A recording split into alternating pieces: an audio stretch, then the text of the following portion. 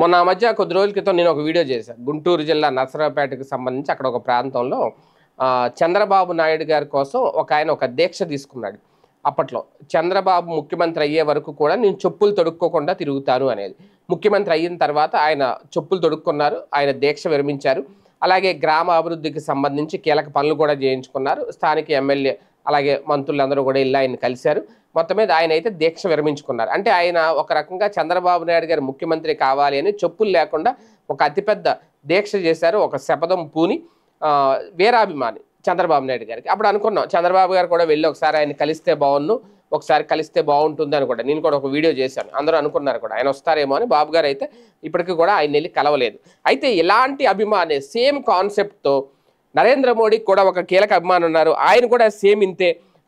నరేంద్ర మోడీ వరుసగా ప్రధాని అవ్వాలి అంటూ దాదాపు 14 ఏళ్ల నుంచి ఆయన శపథం చేస్తూ కూర్చున్నారట. హర్యానాలోని ఖైదాలకు చెందిన రాంపాల్ కాశ్యప్ 14 ఏళ్ల క్రితం ఒక ప్రతిజ్ఞ చేశారు. ఆయన ఇప్పుడు తాజాగా ఆయన చేసిన ప్రతిజ్ఞ నెరవేరింది. ప్రధానమంత్రిగా నరేంద్ర మోడీ కొనసాగాలి అనేది. ఈ నేపథ్యంలో స్వయంగా నరేంద్ర మోడీ ఆయన ఇంటికి వెళ్ళి ఆయనకు బూట్లు బహుకరించి ప్రతిజ్ఞను ఉపసంహరింపజేశారు. నరేంద్ర మోడీ ప్రధాని అయ్యే వరకు తాను ఆయన్ను కలిసే వరకు చెప్పులు వేసుకోను అంటూ రాంపాల్ శపథం చేశారు.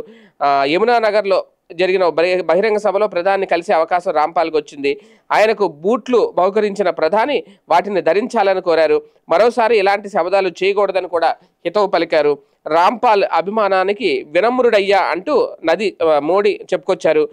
ప్రేమ చూపించండి కానీ దయచేసి ఇలాంటి ప్రతిజ్ఞలు చేసి కష్టపెట్టుకోకూడదు అని చెప్పారు. సామాజిక సేవ, జాతి నిర్మాణానికి శక్తిని వినియోగించాలి అంటూ పిలుపునిచ్చారు. ఒక రకంగా నరేంద్ర మోడీ స్వయంగా ఆయనకి వెళ్ళి బూట్లు కొని తీసుకెళ్ళి ఆయనకు తొడిగారు. ఆయన కాళ్ళకి వేశారు బూట్లు. అలాగే ఇంకొకసారి ఇలాంటి శపథాలు ఇలాంటి దీక్షలు చేయొద్దు బాబు అంటూ రిక్వెస్ట్ చేశారు. ఓకే, మంచికే ఆయన చేసింది. ఎందుకంటే అలాంటి వాళ్ళు కావాలి సమాజానికి, సమాజంలో ఉండాలి, అలాంటి వాళ్ళు పార్టీకి కూడా కావాలి అనేది. అయితే ఇక్కడ కూడా బాబు గారికి కూడా సేమ్ కాన్సెప్టే. కాకపోతే ఈయన బూట్లు ఇచ్చారు, ఆయన చెప్పులు తొడిగారు అంతే, కానీ కాన్సెప్ట్ అయితే సేమే. కాకపోతే ఇక్కడ బాబు గారు కలిసి అంత తీరిక లేక వెళ్ళలేదు, కలవలేదు. ఇక్కడ మాత్రం మోడీ కలిశారు. అంటే రాజకీయ నాయకులకి ఏ తరహా అభిమానులు ఉంటారో దీన్ని బట్టి అర్థమవుతుంది. మోడీకి ఎలాంటి అభిమానులు ఉన్నారు, బాబు గారికి కూడా అలాంటి అభిమానులే, సేమ్ యాజ్ టీజ్ అభిమానులు ఉన్నారనేది మరొకసారి స్పష్టమైంది.